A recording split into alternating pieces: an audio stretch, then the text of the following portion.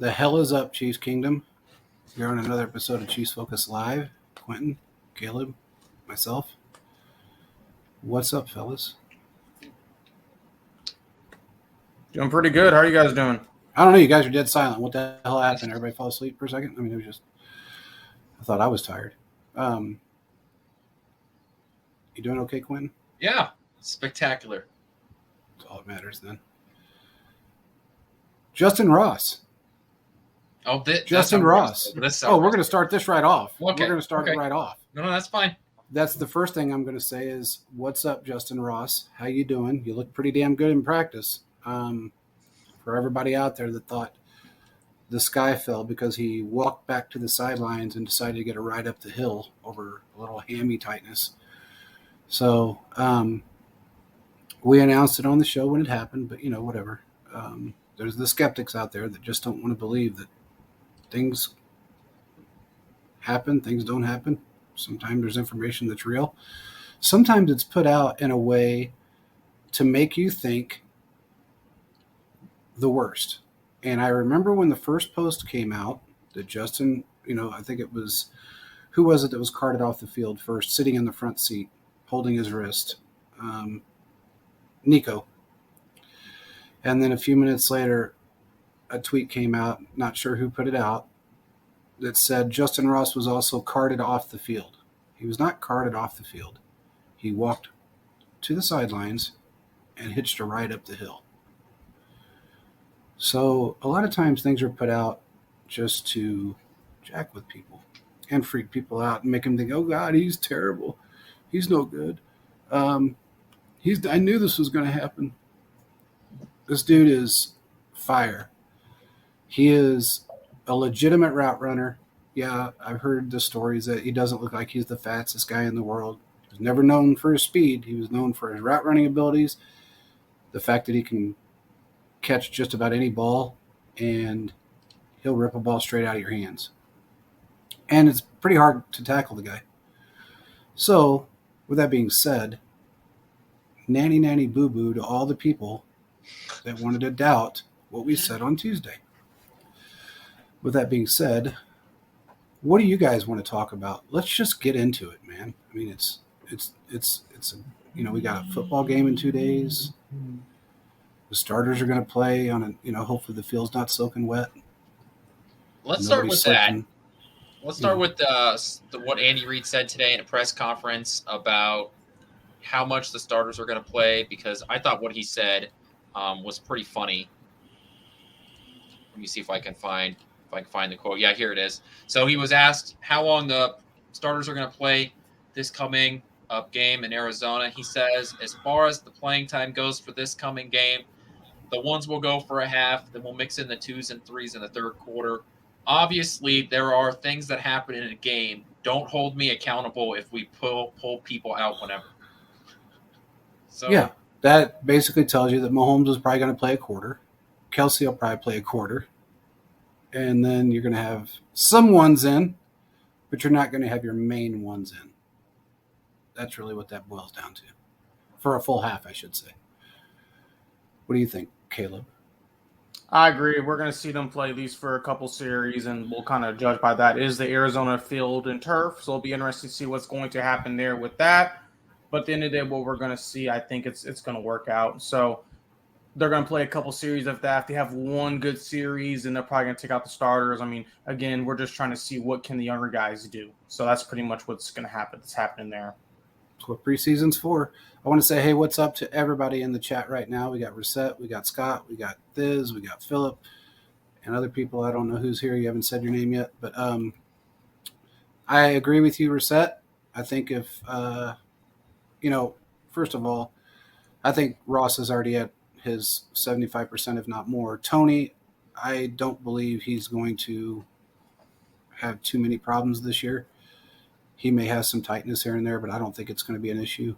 The one thing I was told is that they have tried to calm him down a little bit as far as his style is concerned of running, because he's big in the juke. He's a hardcore juker, and the stop and start that he does sometimes puts him in compromising positions as far as his muscles, ankle, things of that nature. So they're trying to work that kink out of him a little bit. What's up, Will? But I heard he was pretty much going to be ready by week 1. So the story that came out that they were going to put him on IR was false. We knew that. We said that on the show a couple of weeks ago. But whether he's going to be on a snap count week 1, but he is going to be ready for it. So Reset said, "Oh my God, I want to talk specifically about this subject." What subject is that, Reset? I think he's talking about Tony being on a snap count. I think he's talking about Philip's comment. Oh, well, there you go, Philip. I didn't even see that. You're right, Philip. He is going to be on a snap count at the beginning of the season, but he has to be. Yeah, and he's going to be ready to go. So we got guys right now that are playing out their shoes, in my opinion. So what do you guys think? What's your opinions? I think if you have early in the season, if you have anybody that's not feeling quite right yet, don't even worry about it. If they don't need to be, week 1 does not matter in nearly as much as it does late in the season. You're facing an NFC opponent, right? So in terms of tiebreakers, that's not going to affect you as much. So if you have a guy that you're not sure is going to be completely ready, don't worry about it. Keep him on the sidelines. You've got other guys that you can depend on. Mm-hmm. That's why that's the importance of having depth at the wide receiver position, and I think the Chiefs have that. So if Tony isn't ready, or whoever, pick a name. If they aren't ready for week 1, then don't push it. Let him sit for another week. Yeah, let him rest. It's no big deal. They can play in the 3rd preseason game. If not, we can just roll them out week 1, 2, 3, or 4. It's all about trying to see where these guys are at and not rushing them, because some of these guys, it looks like they'll be great contributors to this team. If they can survive these injuries, it looks like that's a good chance that's going to happen. Plus, we're playing Detroit, like Quentin said, and that gives you a really good idea of what your seconds can do. The guys that you're not really sure of, maybe going into a real NFL game versus a preseason game. If you say you don't play Tony at all, or he is on a snap count, then you know what you're going to see with Rashee Rice. You get a chance to see it. You know what you're going to get a chance to see what's going to happen with Justin Ross, or anybody else for that matter that's new. I don't see the value in playing him week 1 unless it's just to get him a few reps, and that's about it. But it wouldn't hurt my feelings if he didn't play at all week 1 of the season. And he's not going to play in the preseason. Tony's not going to see a preseason snap. They're just not. I don't think they're going to take that chance. If they do, it's going to be the 3rd game, and it's going to be maybe 1 series, just to get him some, get a little bit of work in, but that's really about it.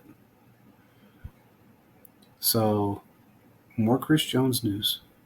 Let's get on that really quick. Then we'll go back to these wide receivers.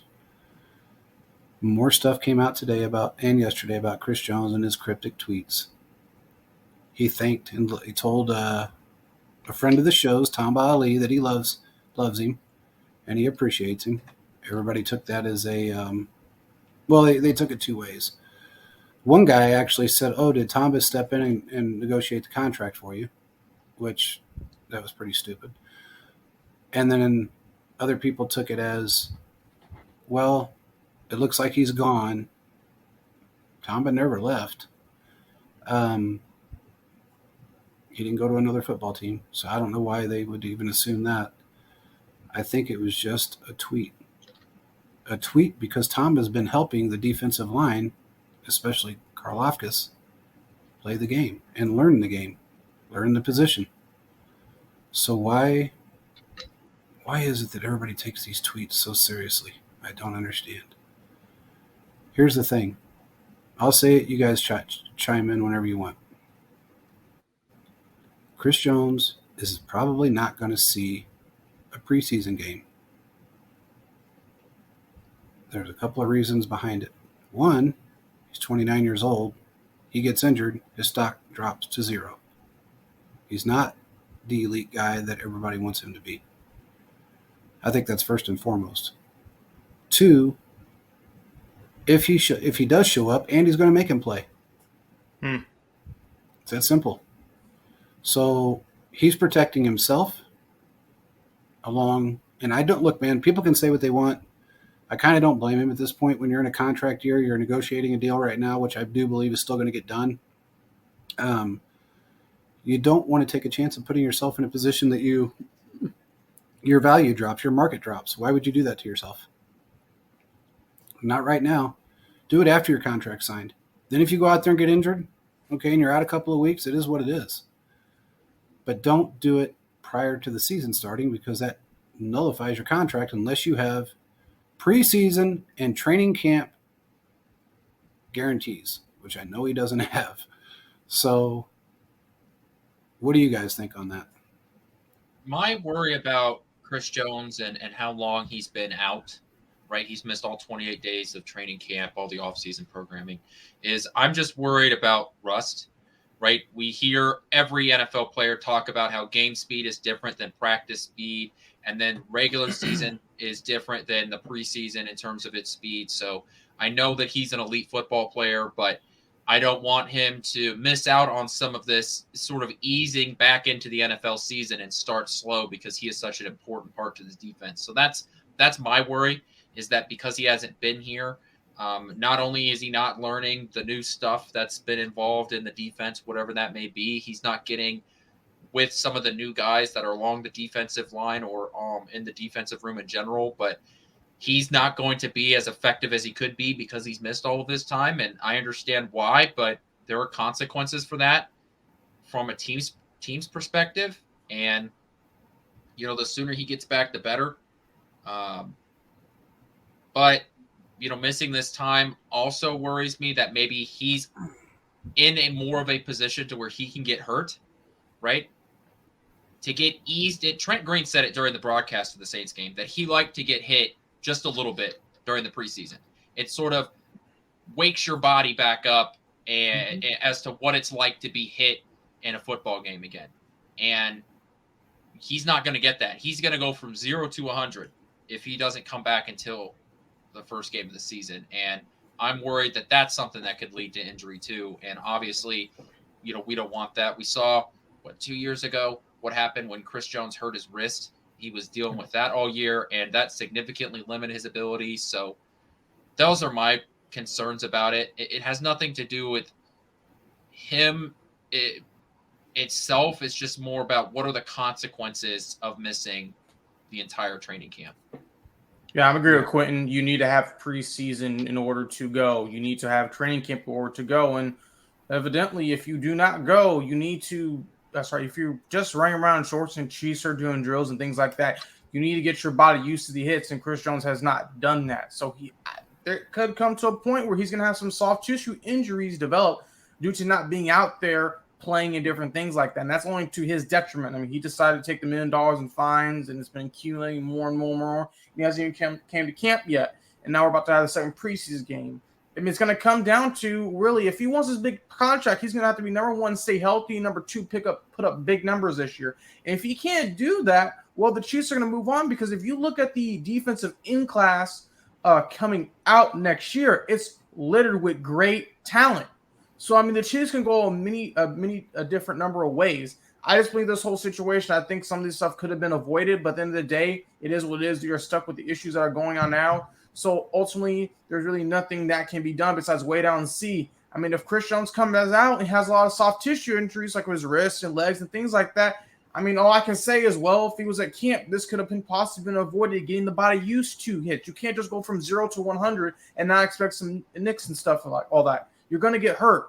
But if you put your body through a month worth of rigor and continue to work on things like that, hitting, running, cutting, continuously things that Andy Reid has him go through, since he has one of the hardest training camps, it prepares the Chiefs players.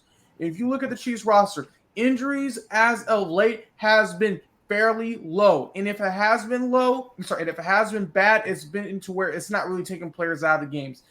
Guy that's holding out of camp, I don't know. We're about to see the test of time, but I do believe there could be a chance Chris Jones could have an injury-riddled season because he's not really getting hit and his body's not used to all these different things. I hope that's not the case, but that is my fear because if he's gone, who are the Chiefs going to have backing up? Danny Shelton can only do so much. Yeah. I feel like, in my opinion, and I could be wrong, but I feel like I feel like he might play the last preseason game. That's what I feel like is going to happen. I feel like he's going to show up between now and probably Monday and end up playing the last preseason game. That's just my opinion. But really, we don't know what he's been doing in the offseason. I know he's been fishing, but he could have been at a college somewhere taking hits from somebody. He could have been somewhere, really working out. We don't know that. The one good thing that he has going for him is the fact that he's one of the most athletic players, if not the most athletic player of his size in the league. And I think that the fact, okay, you got 8 years in the league, your body's already been beat to death for 8 years. So it's pretty well solidified in, or I guess you could say petrified. But he is very athletic, and I think that's going to be a plus on his side. Now, do I feel like if he doesn't show up at all and he hasn't worked out, he's going to get injured? There's probably an 80% chance he will. Or he's going to start off extremely slow. I don't feel like he's not done anything all season. I feel like he's done stuff. We've seen some videos, but that's not simulating a training camp, putting your body through the ringer, preparing it slowly but surely. Yeah, no, I'm saying we don't know if he's like practiced against other people, if he's went and the closest thing I've seen him practice other players is when him and Dalvin Cook were working out together, and that's probably the extent of it. I don't know what else he's done. Yeah, I don't either. And again, that's what I'm saying. We don't know what he's done, what he hasn't done, but it's just one of those things that nobody can do anything about it. If he's going to play for the Chiefs this year, so I don't know why everybody's flipped out about him not showing up yet, because he's not going to give up $28 million. Nobody would do that. Nobody in their right mind would do that. Giving up $1 million to make 27, okay. But to give up basically 28 and another $1 million, that's not going to happen. So he's already made it very clear that he's coming back and he is playing for the Chiefs this year. I still believe he's going to get his deal done. I don't see him playing in another uniform ever. So I don't know, man. I think there's just a lot of speculation and a lot of rumors that go around that sometimes it just kind of turns into bullshit after a while. And, we're not in his head. He's not he's not in ours. I just know that there's a lot of fans out there that have turned on him. And I think they probably ought, and it's really not his fault. It goes both directions. We have said this numerous times. It's on both sides to make this deal work. It's not just on his side. He has his own reasons partially behind why he's not showing up right now, or why he didn't show up to training camp. Was it worth $1 million to make sure that you don't get injured and drop your stock? It is, especially when you're going to be one of the highest paid players in the league in his position. It's definitely worth the $1 million to not show up. But again, I think this has to be a give and take on both sides. They both need each other. As much as people don't want to believe it, he needs us just as much as we need him. And he knows that in the back of his head, he knows this. I think at some point they're just going to both sides are going to give in, break in the middle, and it's going to be done. And then all the people, Veach is in no rush because this next class that's coming up is pretty good. You at least have 1 year of Chris Jones. Yeah, that's the point. Figure out what to do. Yeah, and honestly, that deal can be made all the way up until his contract doesn't end until like March 13th. So if he plays out the season and we make the deal on, 2 days after the Super Bowl, okay. As long as and look, don't put it past Veach to say, okay, wait, I'm going to sign a 29-year-old guy that's going to end up being 30 pretty soon. I want to see what he's got left in the tank for this season before I sign him, and see if he's going to make a full season without having any injuries before I pay him big money. He's done that before, and he'll do it again. So there's so many variables that go into it. It's almost ignorant to sit and speculate about it, and all the clickbait shit that's come out. It's one thing I'm glad we don't do, but I do feel like he's probably going to end up playing the last preseason game because he knows just as well as, like we just said, he needs to have some on-field production, even if he has been working out and taking hits from other people. Whether I don't know if he, and again, I don't know if he has or not. I doubt that's happened. Yeah. I'm sure that he's been working out. I'm sure he has like an at-home gym type deal, but there's only so much you can do without other guys trying to block you, without you, working on your skill set, your hand moves, all of that stuff. There's only so much you can do by yourself. Yeah. So again, we don't know, but we'll find out we're going to find out how he looks, whether it be in that last preseason game or if it's week 1. We'll find out. So, but let's get back to these wide receivers really quick because Reset had a few things. He said, let me just put it up on the screen. It's easier. He said, when Tony runs, you think his legs are breaking or how his legs are moved. Damn, he's very volatile. He's very volatile. I love the guy. He is volatile. He's very agile. And he reminds me, he's kind of a combination of like a Dante Hall and a Tyreek Hill. Just bigger. He's got a lot of versatility. He moves very well. And I think that's some of the stuff that they're trying to have him back off on until he knows he's 100%. 100%. He doesn't have to worry about it. And that's okay. I mean, that's what they should be doing. That's how you get longevity out of your players. That's how your player gets longevity out of his career. And especially a guy with his talent, that's what I would do. Richie James, real quick. This man cracks me the hell up. Did anybody see the video of him on the sidelines when the girl walked up and handed him the water bottle?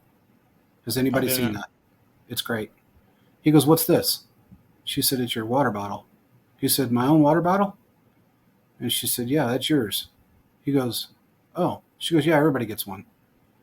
And he sat there for a minute and he goes, "I never got my own water bottle before." And he talked about it for a good 2-3 minutes. He was telling other players, "Did you get your own water bottle?" I mean, that's pretty sad that he played for the Giants, didn't get his own water bottle. Are we surprised? It's the Giants. Yeah, it's true. But that was comical as hell, the fact that he just when she handed it to him, he was like, "What's this?" I was dying. I'm thinking, this man never had his own damn water bottle before from the team. Sometimes it's the little things in life. Exactly. Yeah. The little things add up to a lot. Oh, man. It was pretty amazing. But that guy there, I want your guys' opinion, but I feel like he is going to be a freaking stud in this offense. Well, he's proved me wrong. The stuff I was able to see from the game, I mean, he really popped off the screen for me. I really didn't expect him to do much, but he's going to be a huge deep threat, and it's going to be huge in different positions, specifically during the goal line. And if MBS and Mahomes ain't getting it done, I think Mahomes can reach Richie James deep in the end zone. I think he might burn a couple people this year. Great route runner for $4 million 1 year. That's a good deal. I mean, when we look at the stuff from the past, Richie James, for the most part, did pretty well against the Chiefs. So that didn't surprise me because also the time sometimes defenses were in turmoil. But really what showed me is like, dang, this guy has great rapport with these quarterbacks. He's doing great. His route running is phenomenal. He's catching and coverage. I mean, he's doing all these different things. I mean, it just shows me he's a reliable option that the Chiefs can now have. I don't think he could be the possible Juju, but I think if he can even have at least 500 to 600 yards, that's a cap of receiving this year. And I don't think he'll get 1,000, but if he can get pretty close to 600 yards and has a few touchdowns, I think he's really going to show his versatility in his offense. And I also believe you can use him out of the backfield, screens. I mean, he's just another underrated signing that not many people thought about. Kind of like, okay, I mean, it's Richie James. He did his thing. It is what it is. But to kind of see him playing that preseason game, it's like, okay, he's shown some stuff. I think he's really going to be very helpful for this team. So shows a lot right there. Yeah, I think Richie James is going to be an important part of this offense. I've been talking about him for a while. I think he's an easy 500-yard receiver in this offense. I think he has an important role in this offense, and I wouldn't be surprised if he takes over a lot of those McCole Hardman routes, right? I think that he's going to eat over the middle of the field, and he's going to catch a lot of checkdowns, a lot of 5-yard slants, and those sort of things. So that's the role that I think Richie James can play in this offense, and we saw last Sunday, the explosiveness that he has. And even though, he only caught like 2 passes, I think that he can be an important part of this offense moving forward. Absolutely. Now, Reset says he thinks he could get 800 to 1,000 yards easy. I mean, I don't know if it'd be easy because we have such a wide variety of wide receivers, and all of them are really good. The ball's going to be spread out pretty thin, I think, unless there's some injuries. Going with 7 wide receivers, you got a lot of talent on the field and at your disposal for that matter. So I don't know if it'll be easy or not for him to get to that, but if he's playing at the top of his game and putting other people to shame, he might hit 800 yards. Who knows? I mean, it's not unheard of. It's not impossible. I don't know if he'll get that high, but I think he's going to be a very, very integral part of this offense this year. He's too damn explosive. And you know what? Hats off to the Giants for giving up 2 really good players to us. I mean, what else can I say? I know we got a little bit of an end with them, but I don't know if the end goes that far. Maybe they just – I've yet to figure out or understand how they gave up 2 really good players. Well, Tony, he quit on the organization. They quit on him. He never wanted to be there. And then Richie James, I mean, this is my opinion. When I first saw the signing, I'm like, is this guy like another Demarcus Robinson? I know people might be mad at me for saying that, but that's my first thought because there really wasn't much tape out there besides the times I see him play against the Chiefs and kind of exposed us.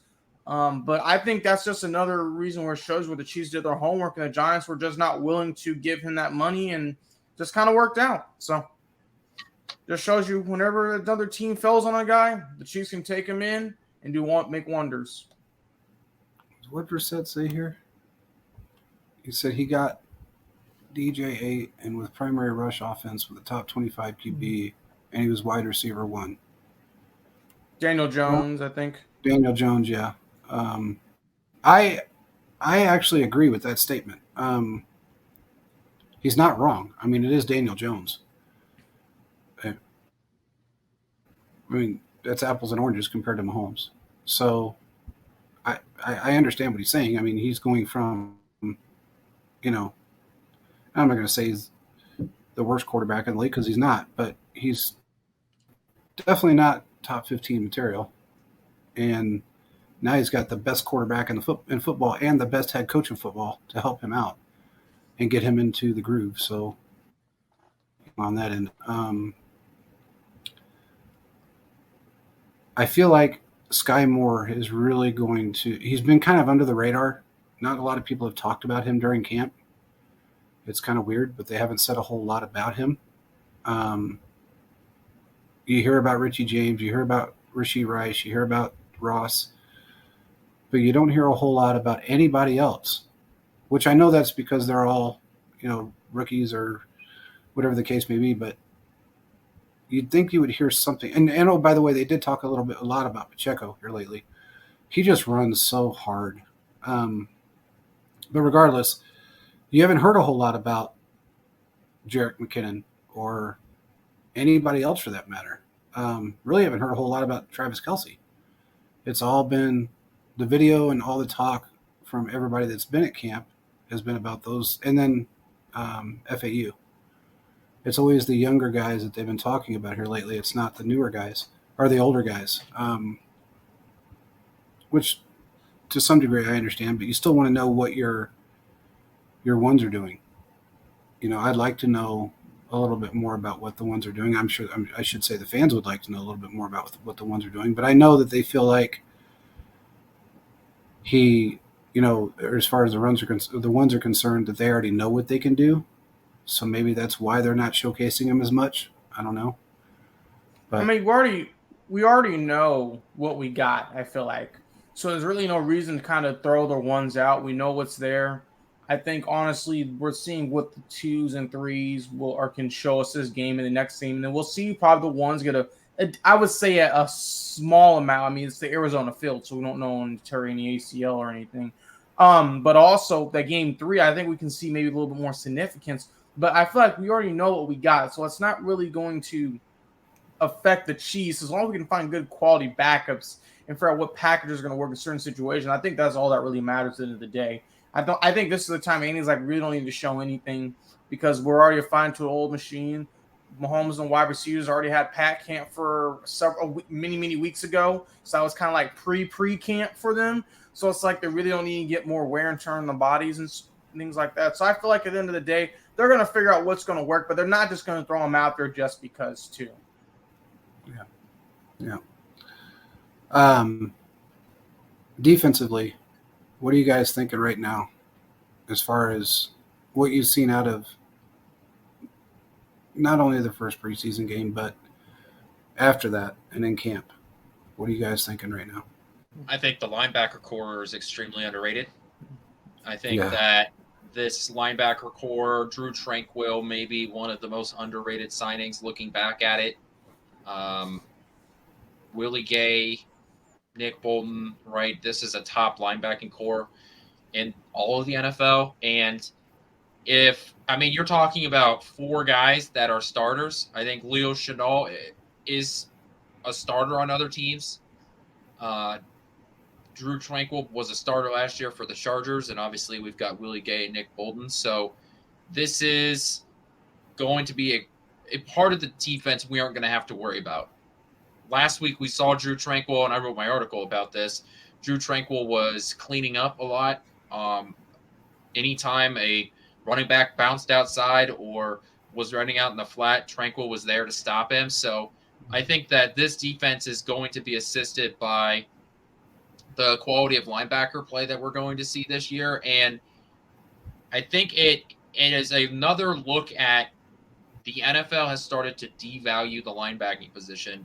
And Kansas City specifically looks at guys and they say, yes, this is not an extremely valuable position as much as it used to be. However, if we can be the best we can be at this position, we're going to get an extreme benefit from being good at the linebacker position.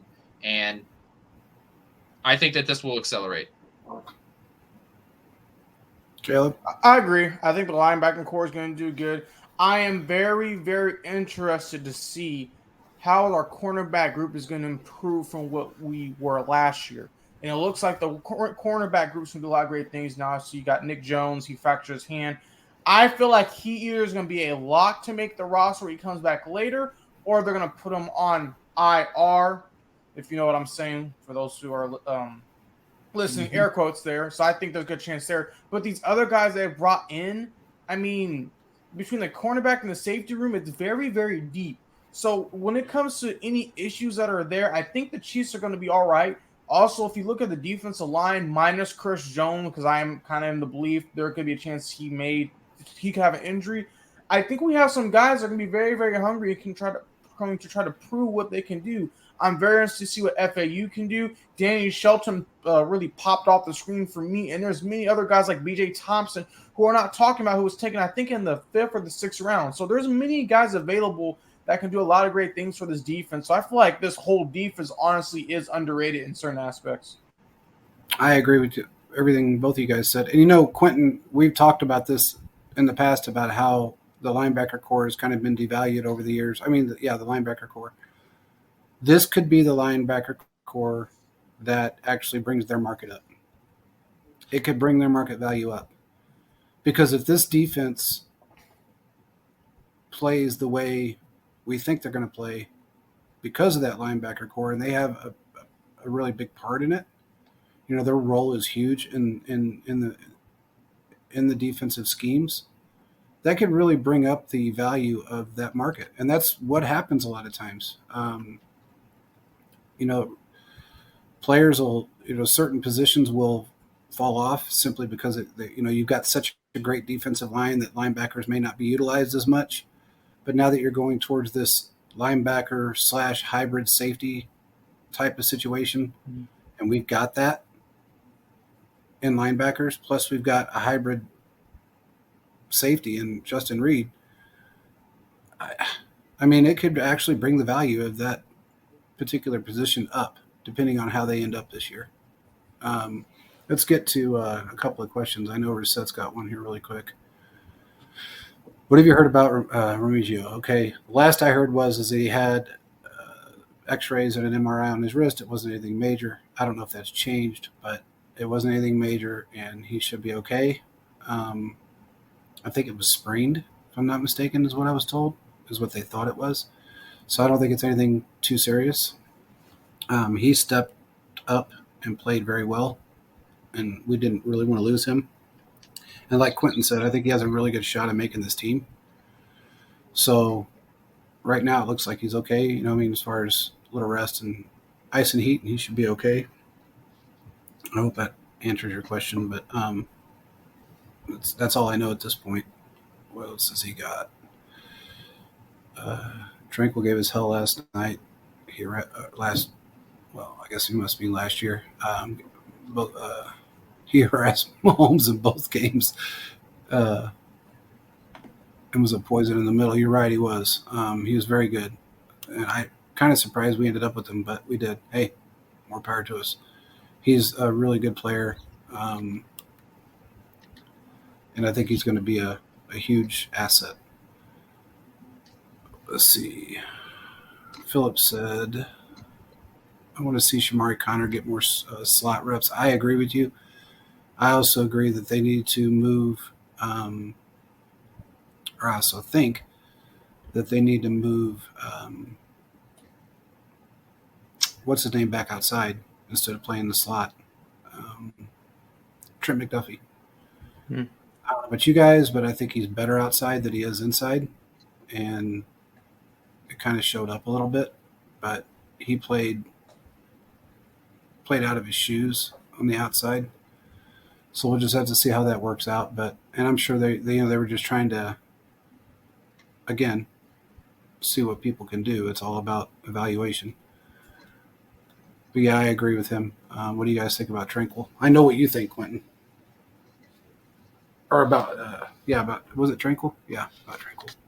I think Tranquil's going to be a great another linebacker to have him. He's very athletic. I mean, he couldn't really guard Kelsey, but it's hard for anyone to virtually guard Kelsey. In the era we had the linebacker safety hybrids, I believe he's going to come up huge in certain situations. I mean, this is not a Danny Sorensen. This is a guy who's been reliable and done a lot of great things in the NFL. I think with him. Sorry, I got a headache when you said that name. Sorry. Instant sharp pain in my head. When we see with Tranquil, I believe at the end of the day, his role is going to be doing a lot of the coverage downs. I don't see him doing more of the running downs, but all the coverage. And I think at the end of the day, he may have a pick or two. Will not be surprised if there's a pass deflection or two in there. But I believe he's going to come up very, very crucial on multiple facets in the game. And at the end of the day, it's only going to make everything better for this defense. This is another piece to add just in case Nick Bolton or Willie Gay get hurt. Okay, what about Shamari Connor? What do you guys think of him? Oh, my thoughts on that. Shamari Connor. I absolutely know your thoughts on him, but Shamari Connor is going to be the next L'Jarius Sneed. Sneed's not going to get re-signed. Slide in Shamari Connor. Let's go. I agree. Same thing there. And Sneed does not re-sign. Shamari Connor is the way to go, and that's what we see. They're drafting players a year early, throwing them in the fire, seeing how they do, and for the most part, they've been fine. I mean, you can make the argument that the Chiefs have not found Chris Jones' replacement. Some may say it's Coburn. Some may say it needs to be someone else. But that position, you're going to have to pay some in free agency. But at the end of the day, the Chiefs have done a very good job of making sure they've had the right players in case someone leaves that following year for the cheap. And it's only worked every single time. That's something Reset just said too. He said, how about Coburn? Because he didn't make a lot of noise in camp. He did not make a lot of noise, and that's one person we haven't heard much about. Yeah, it's one of the guys that we haven't heard a ton about. Have you heard anything? Because I haven't heard anything. I heard he was consistent. He was learning the schemes and trying to get his consistency down, I guess I should say, his footwork as well, but no negative so far. Okay. I mean, Well, I've that's heard good. anything like majorly negative about him. So, and that kind of the whole thing is that your media picks up the names that they know fans want to hear about more than they do anything else. It's just the way it is. So you're going to hear about guys that everybody's been hyped on, the hype train. The one good thing about it was funny because I was on a conference call earlier with a bunch of different teams. Actually, I think there was all 32 teams, a representative from all 32 teams on that conference call. And all of them said, I asked the question, I said, do you guys have the same issue that we do as far as like fans that really believe that what they see in the first preseason game is a prerequisite of what the rest of the season is going to look like? And they said, for the most part, everybody said they do to a degree. The one that said it the most was the Eagles. That if they see somebody that is not doing well, they are not going to be on the team.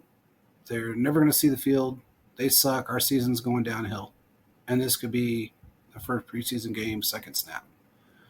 So we can't put anything into the first preseason game other than a little bit of visual. And really, you can't really even – you can do that with some of the players, but some of the other ones that are in skill positions that are really learning the entire scheme, whether it be offense or defense, you can't put a whole lot into that either because they're just now in the system. They're just now figuring it out. Takes a while to figure out Andy's playbook. So, I don't know, man. I feel like we got a pretty damn good roster right now. One of the guys said, for a group of nobodies, I've heard that like 6 times now. He said everything I've seen out of that camp has been phenomenal. And, take away a couple of things that happened during the preseason game. Everybody looked really good. And I agreed. I mean, it's true. They do look good. This is a group of guys that are learning to gel with not only learn the playbook, learn the packages and the schemes, but they're also trying to gel with each other. Most of these guys have never played with each other before. So it's a learning process and a learning curve all the way around. It's going to take a little bit of time. There's guys out there that think we're not going to be any good until week 5 or 6 within our own fan base. I don't see that happening. But it just is what it is. I wish people would not read into preseason so much because it's not the end all. It's not the Bible of how the season's going to go. But that's just kind of part of fan. Like you said, fan is short for fanatic. So that's Quentin's line. And it's absolutely true. I mean, one other question I posed to him too, you guys. It was kind of comical. I said, do you guys have that problem where every single free agent that hits the market your team needs? The only 2 teams that actually answered back yes were the Falcons and the Browns. And I said, really? I said, so your fan base doesn't think that, if a big name guy comes out or even a mid guy comes out in free agency, you automatically have to have him? No, we know what we got. Most of the fans know what we got. And I said, that's not how it works for us. For the last, since in the Mahomes era, at least that I'll just go back to that point. Every single time a free agent comes out, we need him. I said we'd have like a 105-man roster if we signed everybody that we need according to the fans. And the Falcons guy said, yeah, we're the same.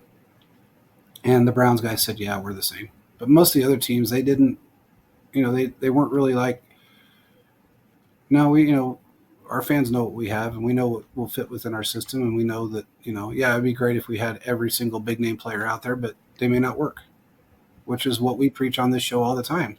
Fitment. It's a big thing. You can't take everyone. You just can't. It'd be nice, but there's not a limited cap space and there's just not enough room. And that's what it comes down to. Yeah, and not everybody. Scheme's a big part of it too. Absolutely. Not everybody's going to fit within our system. I mean, they could have the biggest name in the world, but they're not going to fit. So what's the point in paying somebody a stupid amount of money if they don't work? We've seen teams do that year in and year out. They give somebody an ignorant amount of money, and they suck in that system. It happens every year. So I don't know.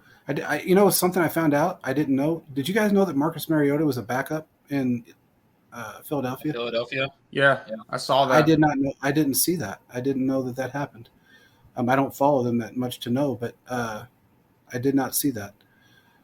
I was kind of surprised, but one of the guys said that they thought that was one of the best backups they've ever had, and I said, "Did you forget you had a backup that won a Super Bowl for you?" Yeah, he's a flower child, and he's weird as hell, but he won a Super Bowl for you. I mean, let's not forget about Nick Foles, because he was the main reason why you guys won. So that's not the name that I know him by. What's the name you know him by? It's Big Dick Nick.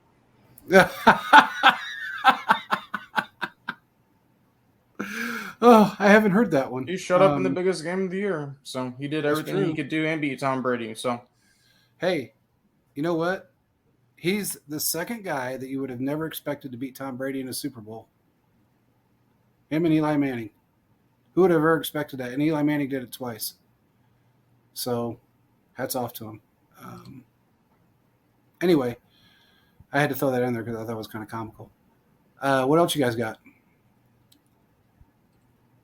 That's everything that I have. Unless I just had one more topic. What are your guys' thoughts on Prince to end out the show? Like, what do you think he's going to do realistically?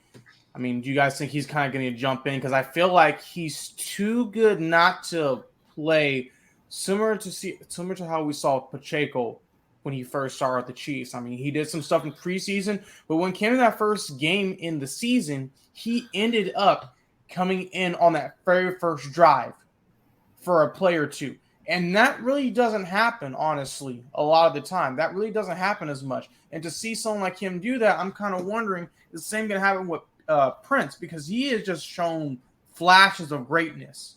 And I think he has a chance to do some damage, and this running back room could be running back by committee, or it's just split 33, 33, 33, I feel like. I mean, you have literally Thunder, Lightning, and then also the combo of Thunder and Lightning with Pierce. So I feel like with all these three different guys and also adding CEH, which I really don't know what he can do at this point, I'm curious to see what you guys think about just his production stuff kind of going to the season, and maybe what do we think he can possibly do? Is he going to have a Pacheco-like season, or do you think it's not going to happen? Quentin, I can spit out something really quick, and then you can take it. I think that he's the 1-2 punch with Pacheco. That's what I think he is.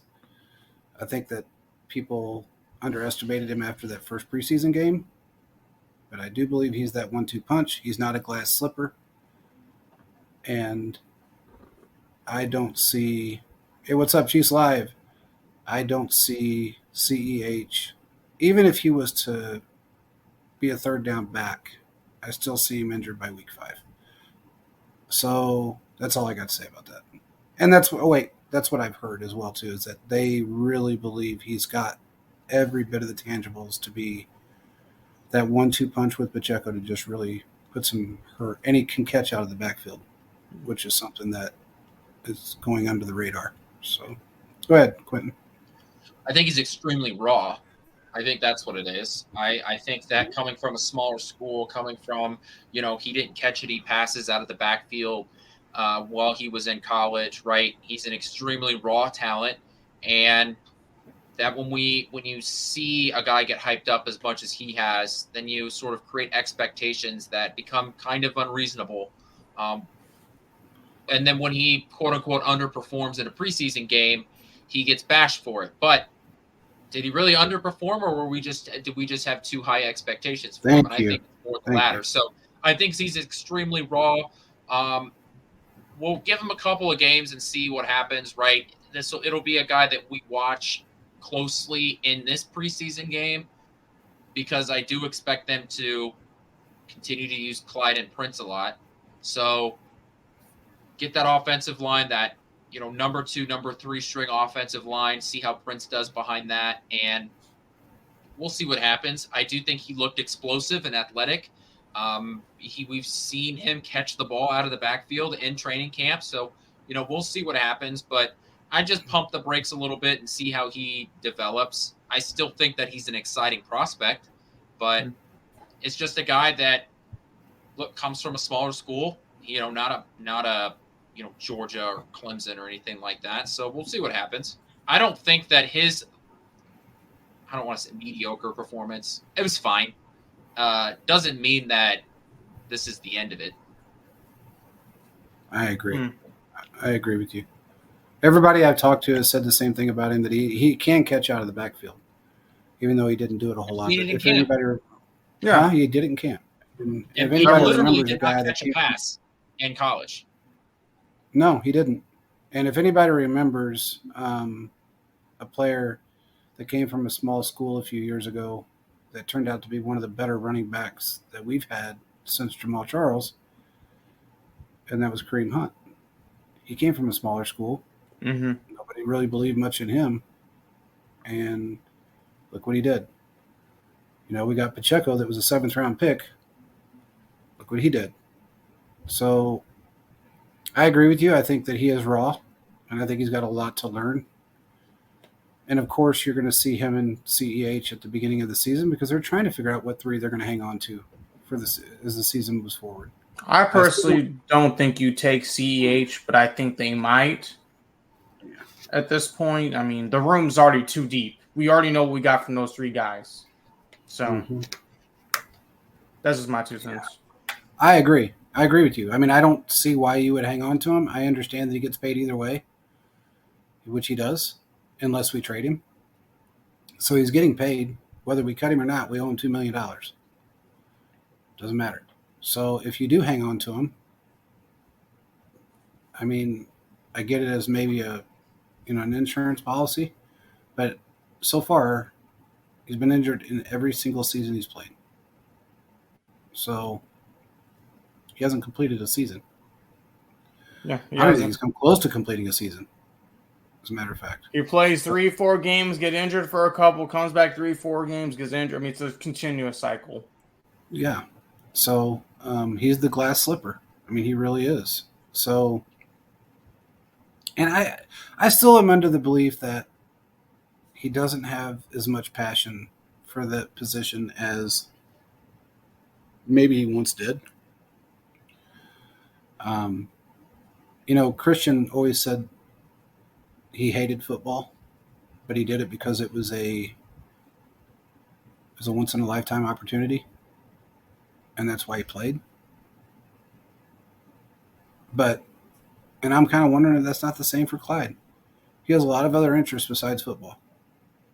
So who knows if it wasn't just a means to an end for him, or, to jumpstart a different career with the money that he did make. Who knows, man? But it just seems like to me that he doesn't have the passion or the intensity for the game as maybe he once did. I don't know. And maybe he realizes that, shit, this is not LSU. This isn't me being able to run freely like there's nobody on the field because I played behind an historic offensive line, and the game was slower and everybody had their eyes on me, and just the whole thing. I don't know what it could be, but to me it just seems like he just doesn't have the intensity. Everybody else is hungry. He doesn't seem to be that hungry. I guess that's where it really kind of boils down for me. But Philip said Deneric Prince is Alfred Morris with speed. He can come around. I can see that. I can absolutely see that.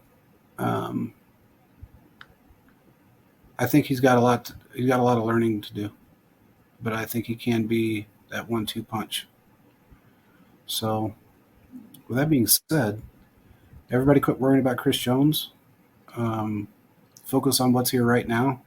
Don't read too much into preseason games. Wait until week 3 before you do that of the preseason, because when cutdown day comes, you'll know who they give a shit about, who they think is going to make this roster, who they think is going to be good enough to play on this team and win a Super Bowl. So until then, Speculation is what it is. But remember, it's evaluation time. That's what this is all about. With that being said, I don't think either one of us, any of us, have anything. We got it. No, we finished everything. Got it all covered. So we will talk to you guys again after the game on Saturday. Peace out, everybody.